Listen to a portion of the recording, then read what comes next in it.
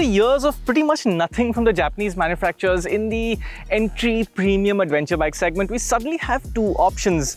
There's a Honda Transalp 750 that we reviewed about a week ago, and now there's this, the Suzuki V-Strom 800DE. Unfortunately, we couldn't get both bikes on the same dates, so I will review the Suzuki keeping the Honda in mind because these two bikes are really close rivals. But as it turns out, they do offer quite a different experience and they will offer to a slightly different buyer.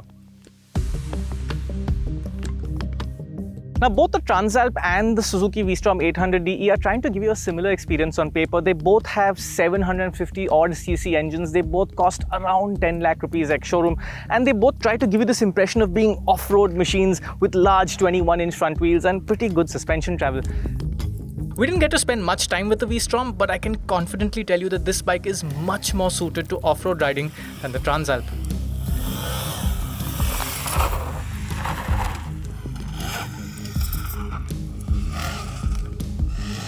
It's not a hardcore off-road monster. It's definitely not as capable as a Tiger 900 Rally or a Ducati Desert X. But compared to the Transalp, this is much nicer. And on paper, there are a few reasons for that. For one, it has more suspension travel at both ends, about 220 mm. It also has more ground clearance. And unlike the Transalp, this bike does come with a bash plate. Now, this is actually just a plastic bash plate, but underneath is a solid bracket and it does protect the engine from certain impacts. You'll want to put something heavier duty there if you're a serious off-road rider, but this is better than nothing. So the V-Strom has the advantage on paper, but what holds it back a little in person is that it's a bit of a soft motorcycle.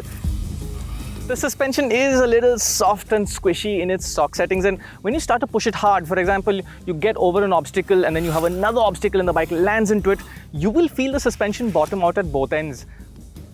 The advantage here is that Suzuki is giving you this motorcycle with fully adjustable suspension at both ends. You've got rebound damping and preload at the front, compression adjusters at the bottom, and you've got compression, rebound and preload at the rear. There's also a remote preload adjuster here, which is a great thing to have on an adventure bike. It just makes adding preload so much easier. After some off-road riding, it was clear that the suspension was way too soft. In fact, you can even see how springy and underdamped it looked when I was just sitting on the bike. So I pulled out the screwdriver from the almost non-existent underseat toolkit and made some adjustments. Some compression damping was added at the front, while the rear got 2 turns of spring preload as well as some increases in damping for both the compression and rebound. These changes made a surprisingly big difference, and they let me ride the bike harder with a lot more confidence. Now, this still isn't as sophisticated or well-controlled suspension as you'll find on more expensive bikes like the Tiger 900 or the Ducati Desert X, but these suspension changes made a real difference, and it's great to see that Suzuki is giving you this option. Then again, as cool as it sounds, off-road riding is actually a very small part of the average adventure bike's riding pattern. What really matters is how this bike rides on the road, and here's where the V-Strom starts to differ from the Honda Transalp.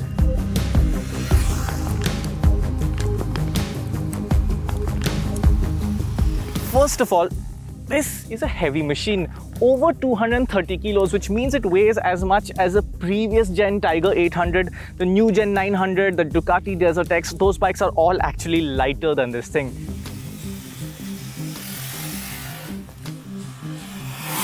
It is definitely a heavier feeling bike than the Transalp, and it feels like a larger bike as well. To some people, that will be a nice thing. It's not overtly big, but it's a sizable, substantial feeling motorcycle, and if you're a large rider, you will like that. What is unusual though is that despite the fact that this feels like a really large motorcycle, the seats aren't as spacious as I thought they would be. Now, they're nice and wide, they're very comfortable.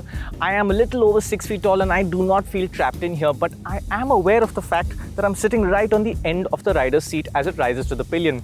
Speaking of the pillion, it's again comfortable but really not very long, and there's plenty of space here for a bag. So if you plan to ride with someone for very long distances, days at a time, this may not be as comfortable as the Honda Transalp. One more point about the seating position is that this also has about an 850 odd mm seat height, which is similar to the Transalp, but this bike feels bigger, it feels taller, the seat definitely feels higher. Maybe it's the width of the seat, maybe it's just the height and the weight of the motorcycle, but this does not feel as easy on its feet as the Transalp. As for the actual riding position itself, it is very nice and it feels more like an adventure bike than the Transalp. If you watched our video of the Honda, I said it feels very neutral, feet are slightly forward set, no unnatural stretch of the bar is not very wide. The V-Strom has a bit more of a rear set foot peg position, wider handlebars, slight reach forward with your arms. A little more adventure bike, very comfortable, not quite as comfortable as the Honda. Then we come to the other big aspect of what matters on the street, and that's the engine. Now this is a little over 750cc, 770 odd cc engine, which makes it slightly larger than the Transalp, but it's producing almost 10 horsepower less. Slightly more torque, but about 8 to 10 horsepower less. As for the sound, well, this is another 270-degree parallel twin, and it sounds pretty nice. We'll give you a taste of that.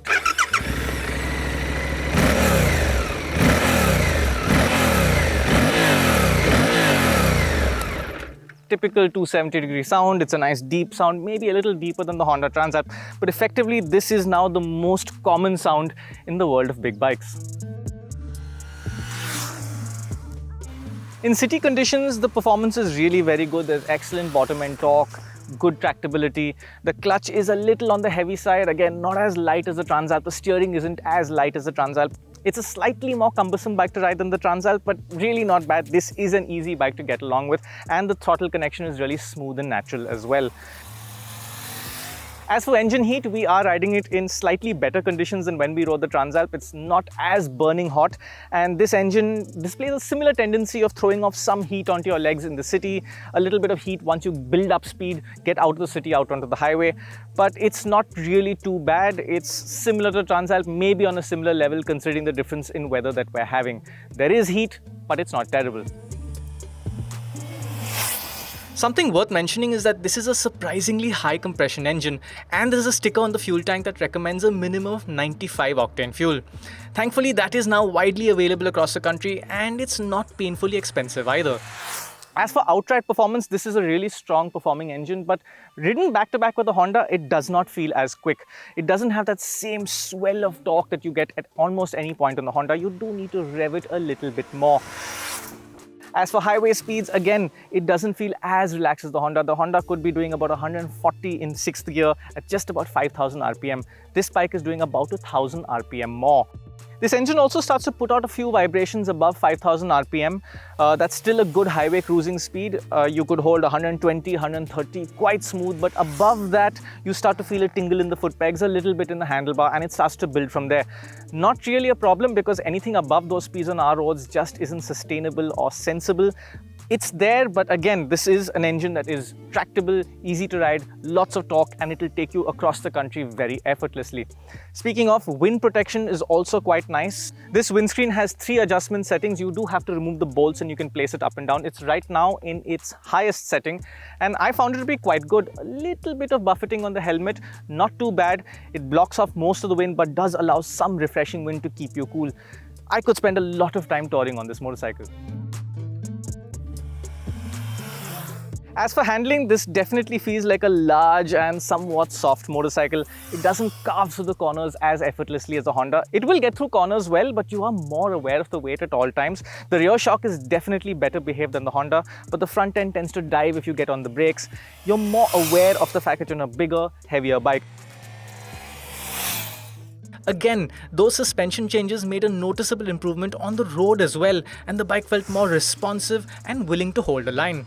That being said, this still isn't as light or neutral a handler as the Honda Transalp.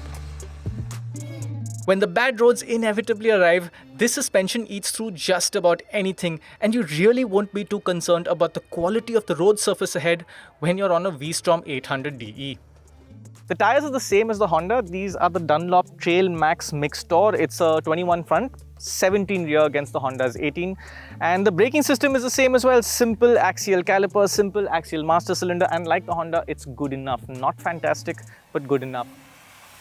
Also like the Honda, one of the biggest complaints with this bike, it comes with tube tires. Those lovely gold rims do not support tubeless tires, which is a real pity because the old V-Strom 650 had tubeless rims. Like on the Honda, I think this is a deal breaker at this price. Unlike the Honda, you could spend a lot of money to buy Africa twin wheels and put them on the Transalp. You don't really have an option like that here, so you're going to have to go for an aftermarket option. And that is one of my biggest complaints with this bike. On to something more positive though, I am really happy with how Suzuki has executed this screen. It's a simple TFT display. There is no faffery out here. You just get what you get. It's all displayed for you. One clean layout, all the information, and what I really love is that you can easily change the traction control, the ABS, and the engine power mode right there on the move. You can turn off the traction control on the move. You can turn off the rear ABS on the move. It is not interfering with you. Turn off the ignition, turn the bike back on. It keeps the traction control off if you left it that way, and it reverts ABS to the lowest setting. It will turn it back on, but it comes down to the minimal setting. I really like that. What I like even more is that this system is not over-intrusive. You can keep the traction control at low settings, the ABS at low settings, and it's not constantly trying to kill your drive or over-engage the ABS. Suzuki has done a fabulous job here. I know this sounds like a small thing, but these are things that you deal with all the time as an owner. So if you have over-intrusive electronics, or if your display is a pain to navigate, or if your switches are in the wrong place, that gets frustrating, and it stays frustrating over a long period. Everything is very sensibly laid out here, and I think Suzuki deserves a lot of credit for that.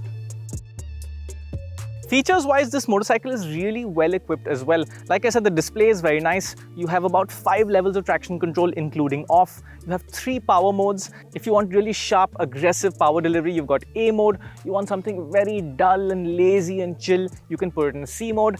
And I find myself in B mode most of the time. You've also got 3 levels of ABS. Then there's this remote preload adjuster, which is a great thing to have on an adventure bike. You've got an up and down quick shifter as standard, fully adjustable suspension, and a 20-liter fuel tank, which is definitely bigger than the Transalp and definitely a nice thing to have on an adventure bike. And all of that comes wrapped in a pretty interesting looking package. This bike has more exciting colors than the Transalp. It has more presence than the Transalp. It attracts more attention. I think it is a more interesting looking machine as well. Suzukis tend to manufacture their bikes really well. Japanese imported bikes at this price point are finished nicely, and this bike is too. I also like the fact that this blue bodywork out here is not actually painted. It's a color injected plastic, which means it should be more durable in the long term, and it gives the bike a bit of a rugged feeling. Overall, this is definitely more of an exciting, appealing design to me than the Transalp, which does tend to play it a bit too safe. The biggest appeal, however, comes in this bike's price. At an introductory price of 10.3 lakhs ex-showroom, you're already saving a good chunk over what Honda asks you for the Transalp, which is about 11 lakhs ex-showroom. But then you have to consider the fact that this bike does not need a whole bunch of accessories thrown at it, because this motorcycle comes with most things as standard, whereas the Transalp needs many things as accessories, things that you would want on an adventure bike. Before we end, we do need to talk about service costs. Honda is pretty much unbeatable in this regard when it comes to big bikes. Suzuki is good, but there is an issue here. Each service will cost you about 8,000 to 9,000 rupees, which isn't too bad. But the problem is that Suzuki wants you to service this bike every 6 months or every 6,000 kilometers. If you are someone who rides a lot, which you could be considering that you're buying an ADV, that could get quite tedious, especially if you don't have a Suzuki big bike service center in your city. Speaking of, Suzuki currently has 9 specialized bike zone dealerships that sell and service big bikes in 8 cities across the country.